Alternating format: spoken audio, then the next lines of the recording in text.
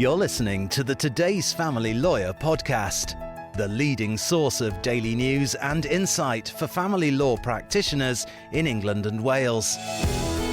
Sign up to our free weekly newsletter at todaysfamilylawyer.co.uk and subscribe to hear all the latest news and views from across the family law sector. You can also follow us on LinkedIn and Twitter. Hello and welcome along to the latest Today's Family Lawyer podcast.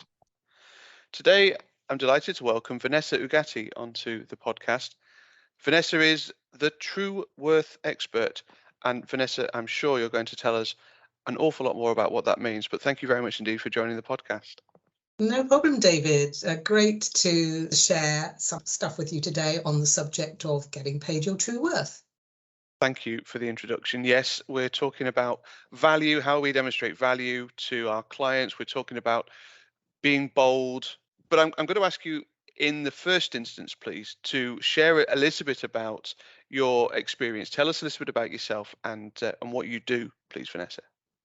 So, as you know, I'm Vanessa Ugatti, the True Worth expert, and I help professional services, very often legal people, but it can be other services as well, get paid their true worth unapologetically. And I think that word unapologetically is so important because a lot of people in the professions are not confident talking about their charges with their clients. And when people start apologizing, that causes problems because the client then sees that they're not confident and that's going to help them want to push their fees down. So I look at things both from the process perspective, from communication, how people are communicating with their clients in terms of the whole sales process and also managing expectations. I look at the mindset of the person who's having those conversations or not with their clients, their confidence levels, their awareness levels, because all of that will enable people to change from this constant undercharging, underestimating, discounting, over-servicing, working with what I irreverently call PITA clients, which stands for pain in the A clients, into being able to be much more discerning about who they work with, much more aware of what they're doing and how they're behaving, so they don't get themselves into those negative behaviors, which means they're making less money, but also working too hard. We're only a couple of minutes into the podcast and we've already mentioned that dirty word, sales. And for lawyers, for professional services, they do not like that word sales, do they? No. Well, let me just share with you, David, that I didn't like the word sales either, because I seriously had the problem of not charging my true worth either. In fact, I always say I was totally clueless at charging. And I will explain what that means in terms of how I used to be in a sales meeting, because I was so embarrassed. And I also say I was probably the worst person I've ever met. So even if people are not confident in it, I haven't met anybody who I think is worse than I used to be many moons ago, which is why I'm also the perfect person to help people overcome these problems, giving myself a little plug there. So this was how I was in a sales meeting, okay? So I'd have a prospect, they'd be telling me all their challenges, and inevitably we all have challenges, and they'd be bombarding me with all this stuff. And because I am a heart-led person, as many people I work with are heart-led people as well, I'd be trying to solve all their problems in the sales meeting, in inverted commas, which of course is exactly not what you should be doing. But I was clueless, I was hopeless, and I didn't understand what it was all about. And I knew I wanted to help people, and that was what was driving me. So there's a total imbalance there. That was what was going on. So I'd be having this meeting with somebody. I knew that at some point I was going to have to be talking about money, but I didn't want to because it was just too embarrassing. So my meetings were just taking longer and longer. It's a bit like, you know, when you're in a networking event, you know, the old fashioned networking event where you had to do your 1 minute pitch. Oh, yes. I don't know if they still do all of that stuff. And I call it creeping death, because even as somebody who enjoys speaking, I found that process quite challenging. You know, you're waiting for your turn to come, creeping death. Well, it was like that with having to talk about money for me. So eventually I knew I had to say something. So I'd get to that point and I would say some paltry, pathetic hourly rate. And then I would carry on talking because I was just too embarrassed or scared of being rejected. And so that's why I did that. So really, that was the most hopeless possible way of doing things that you could even think about. So I didn't know about sales. I didn't understand sales. And certainly I didn't like the word sales. But I can share something that might help people change their view on the word sales. If you look at sales as serving, sales equals serving. You can't serve somebody unless they buy from you. And I would also say, rather than sales, say creating an environment where the person wants to buy. Because from where I sit and what I do, I don't want to work with people that I can't help or don't want to be helped. So I look for people who want to be helped. And I think it doesn't really matter what your service is. If you have the attitude of, I am serving these people, not serving them in a subservient way, that's not what I mean, but helping them solve a problem, whatever that problem is, then you don't have to see it in a way of sales. And yes, money has to come into it, but money is just an exchange. Somebody asks you to provide a service, that's your expertise and your time, and in return, you give them money. And I know these are just words, and it's very easy to hear words and think, oh, yes, that all makes sense. But when you come to do it, then the crunch comes, because that part of you that is fearful about talking about money will kick in. And then you'll revert to your normal behavior, which is, oh, my God, this is just too embarrassing.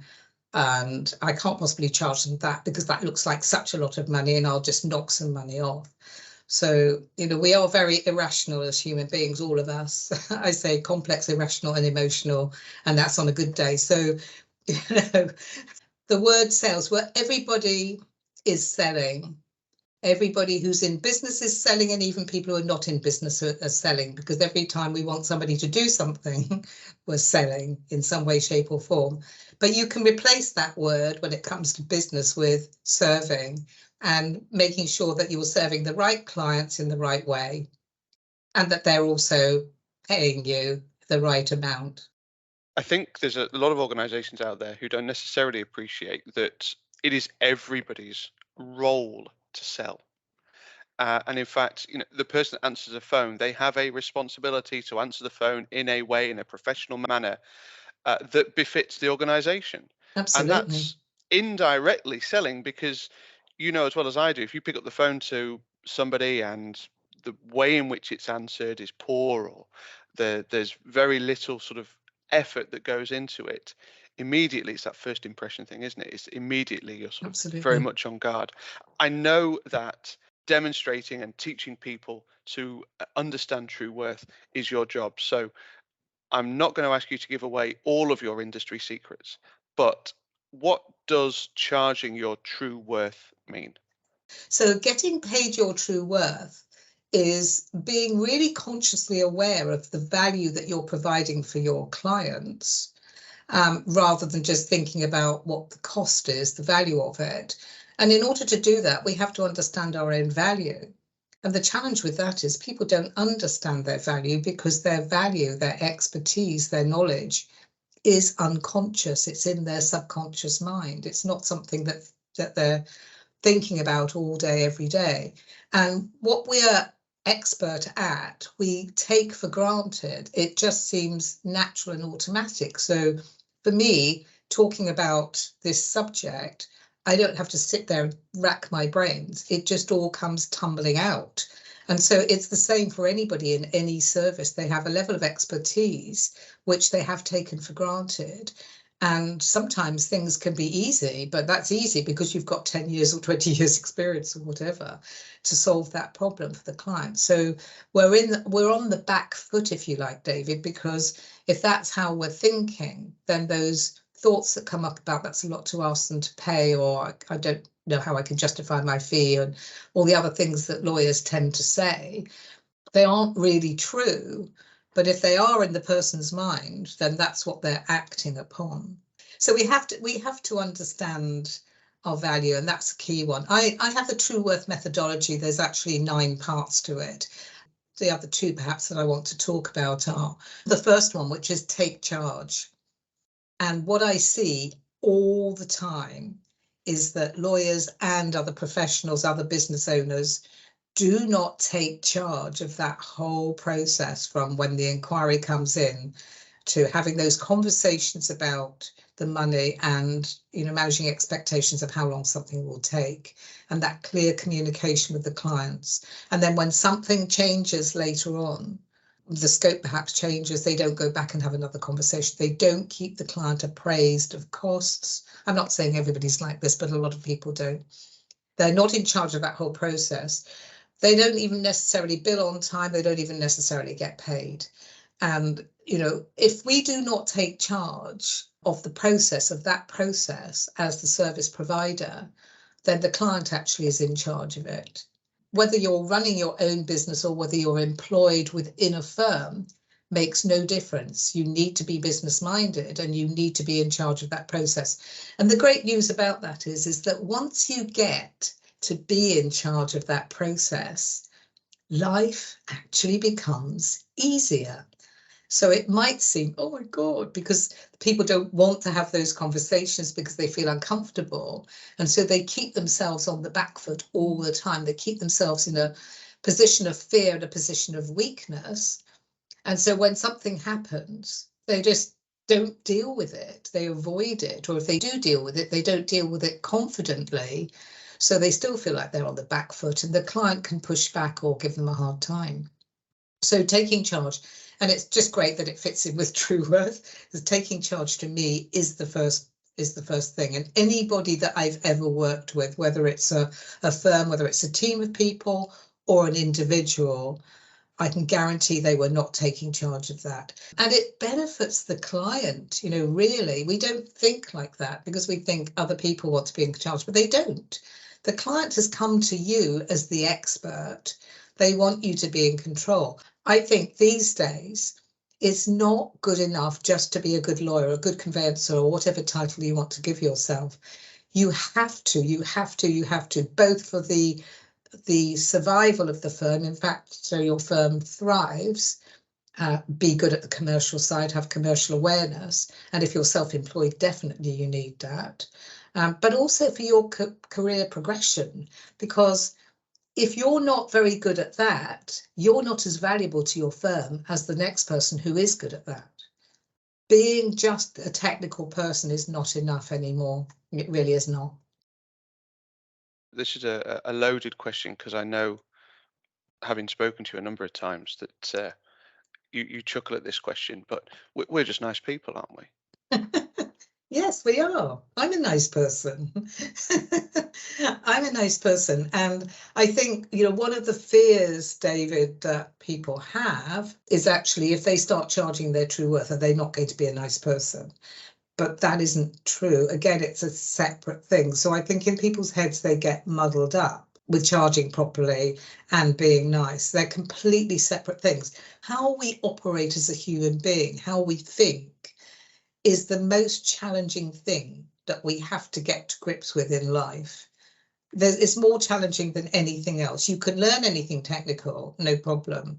Mastering one's own mind, understanding how your mind works, is the most challenging thing that you'll ever have to do in your life, because how we think then determines how we feel and how we act, and then the results that we get. So we've got to get to grips with that. So lots of people are naturally, or is it naturally or is it learned behavior, nature, nurture, people pleasers. And I think a lot of people are people pleasers because I think we were brought up by our parents to be people pleasers, i.e., oh, don't do that, it'll upset your mother. So if we've been naturally brought up or encouraged to be people pleasers, then if we think to ourselves, oh, the client won't be happy if I'm charging them this, the people pleasing will kick in, the self-protection will kick in, and there'll be this automatic discounting going on. That behavior becomes a habit which is established, and then that person just keeps repeating the same thing over and over again. So, we're not logical. I said earlier, we're irrational. There is no logic in it. So that's what's going on.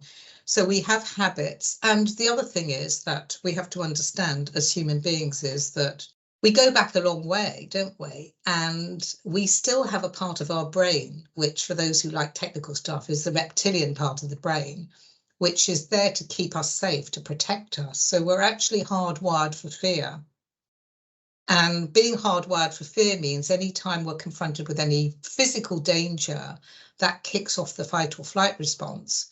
And that enables us to have more energy to either fight something or run away. But the challenge that we have as human beings these days is we don't have an awful lot of real physical dangers going on. But we have dangers that are imaginary ones that we've made up, fears that we've made up in our head. So the fear could be a fear of public speaking, or it could be fear of talking about money. It doesn't really matter what it is. But the exact same process, the exact same reaction happens in the body. The fight or flight response happens in the body, whether it's a real physical danger or whether it's an imaginary danger. So we go through the same thing, but we still get this extra energy, but we can't run away or do anything. So the equivalent of running away is discounting or over-servicing. That's the equivalent to if you had a real physical danger and you actually could fight it.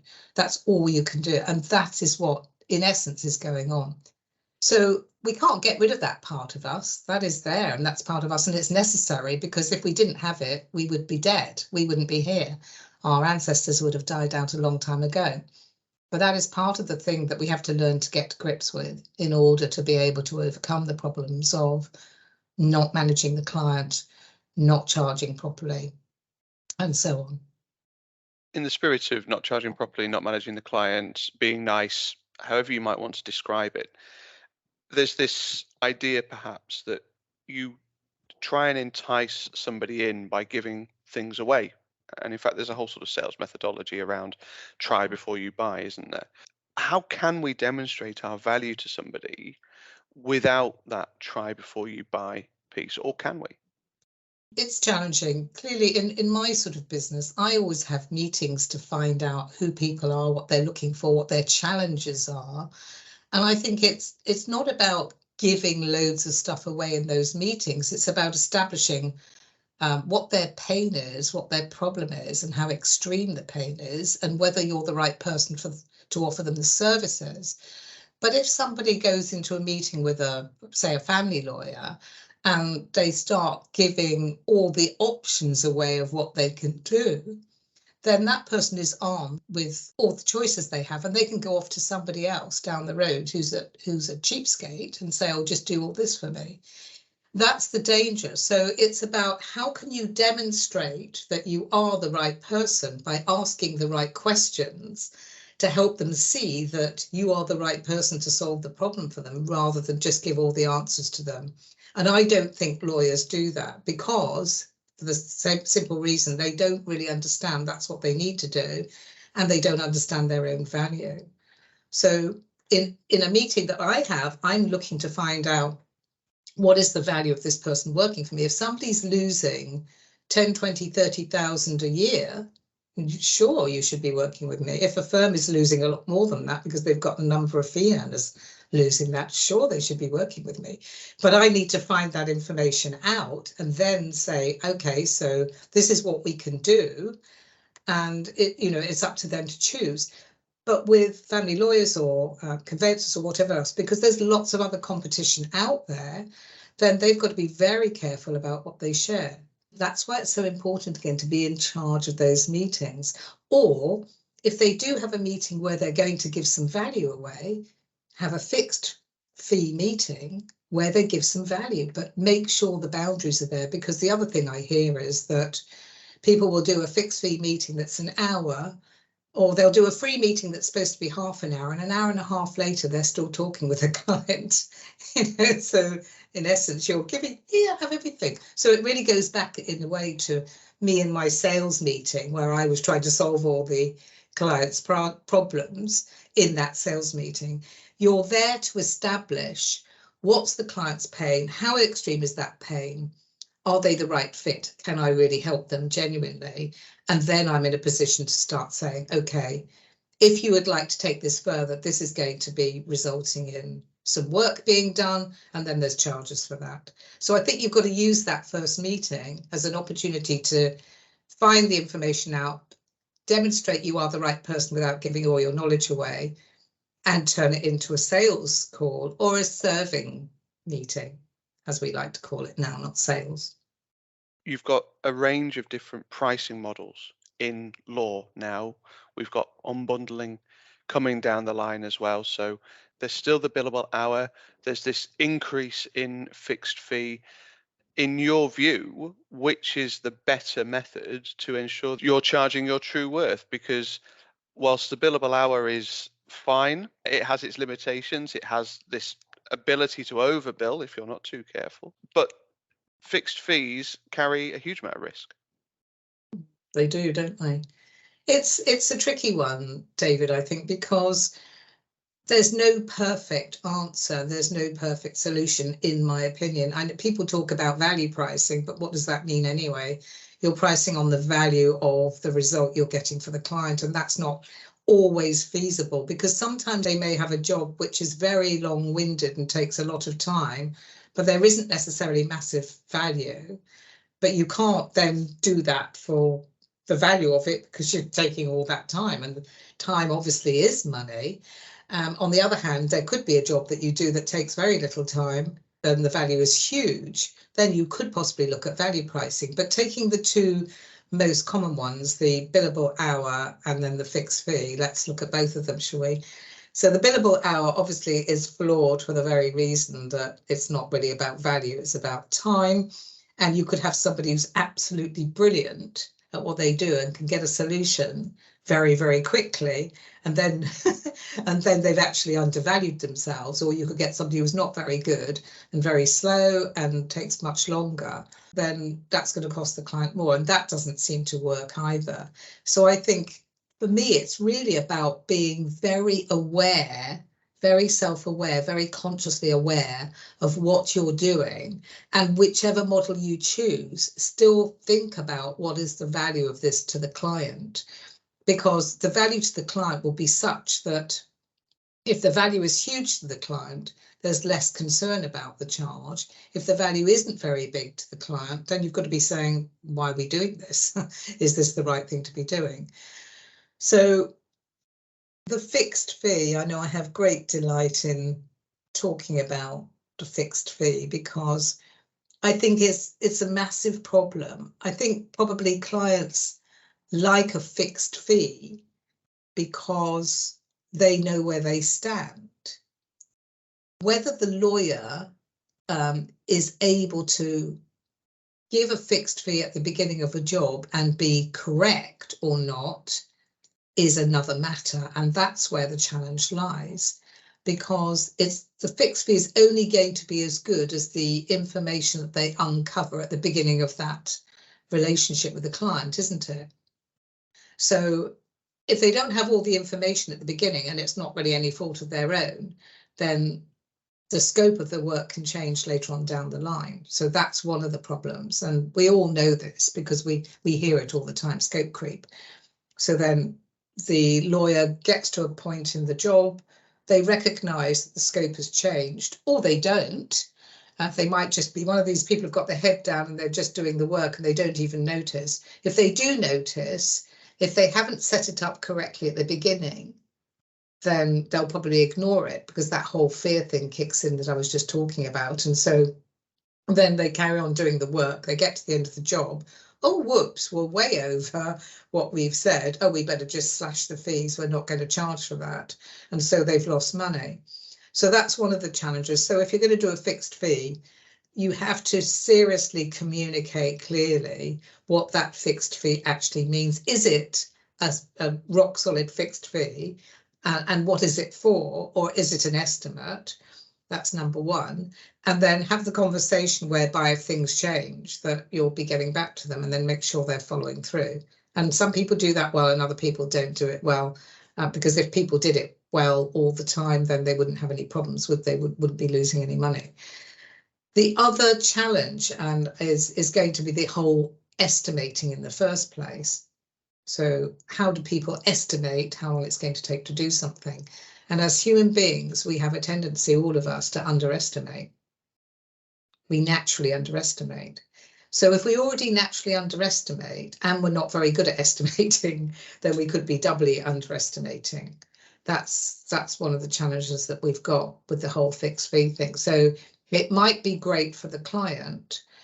It's great for the provider as long as they manage it properly, because it helps the client. And if it helps the client, then it's good. But it's back to, I need to be in charge of this process. I need to be in charge of the communication with the client. I need to tell them exactly what this entails. And if it changes, I need to go back and have that conversation. And I know people don't do it. I was running training for a local law firm some time ago, and one of the actions that one of the delegates took was to go back and have a conversation with the client when the scope had changed. And it turned out that in a 20-year career, she had never done that before the training with me. Wow. And that one extra bit was £1,000 extra that she'd billed. So it can be massive amounts of money that are being lost by not having those conversations. So that's the danger to me of the fixed fee. How well is it being done in the first place? You know, how well is it being estimated, and how well is it communicated throughout the whole process? We're fast running out of time, Vanessa. You've given some fantastic insight throughout the discussion. But let me ask you this. What can firms do right now that will either change their attitude towards billing or improve their profitability? Again, don't have to share all the secrets of the trade, but just a few snippets of insight.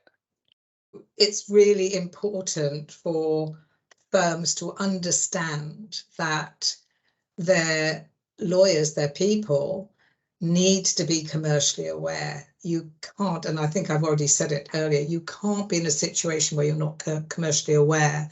And I think one of the things that I hear about also is people not getting paid, having lots of WIP that hasn't been billed, and people carrying on working for a client who hasn't paid them for previous work, all that kind of stuff. So I think they need to get tighter on the whole financials of the process, because I don't know any other sort of profession who would be happy to just carry on working for somebody if they hadn't been paid. And yet that seems to happen in the legal profession. Maybe it does happen in other professions, but I think it happens quite often that people do that. So I think we have to be in a position, or they have to be in a position where they get their people trained to be commercially aware.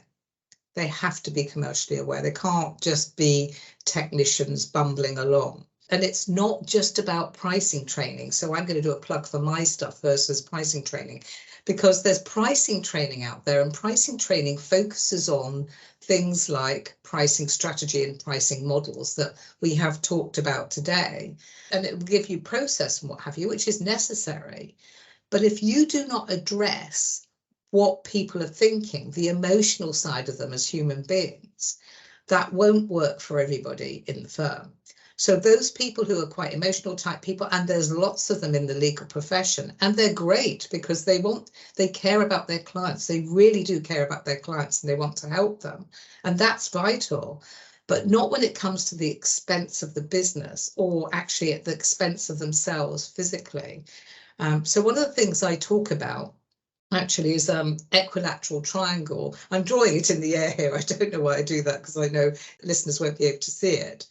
But on one side, you've got creating maximum value for your client, which lawyers tend to do as a general rule. On the second side, you've got create maximum value for the business, and that which comes second. And on the third side, you've got really creating a great life for yourself by looking after yourself. And if you do all of those things equally, then you create balance. And balance is about well-being. So the work I do is about the financials, but it's also about the well-being, because you can't have one without the other. It's not about paying lip service to well-being. It's about creating this awareness in your people that they need to be commercially aware, not just for the benefit of the firm financially, but for their own benefit. Because when people take the stuff on board that I teach, their confidence goes up, their self-worth goes up, how they feel about what they do. So their productivity goes up. Everything improves by being able to charge what you're worth. So look at the financials, but look at that aspect, that emotional intelligence aspect, and help your people do that. And if you want help with that, that's what I do. Some useful tips. Thank you, Vanessa. And just a really interesting discussion, because being paid your true worth is something that I think we all struggle with. And we can often sort of look at the bill, can't we, and think to ourselves, crikey, how much? And we know in our own lives that we're prepared to pay for a good service, or we're prepared to pay for a good product. How many of us are walking around in designer clothes and all that kind of thing? It's something that we don't always practice what we preach. An absolute delight to have you on the podcast. Thank you so much for sharing your insight. Oh, it's just enjoyable for me, David. I love to share. It's just fantastic. Thank you for the opportunity. The Today's Family Lawyer podcast is available on your preferred podcast provider. It's also available on todaysfamilylawyer.co.uk. My thanks to Vanessa. Thank you for listening, and we'll see you again soon. You're listening to the Today's Family Lawyer podcast, the leading source of daily news and insight for family law practitioners in England and Wales. Sign up to our free weekly newsletter at todaysfamilylawyer.co.uk and subscribe to hear all the latest news and views from across the family law sector. You can also follow us on LinkedIn and Twitter.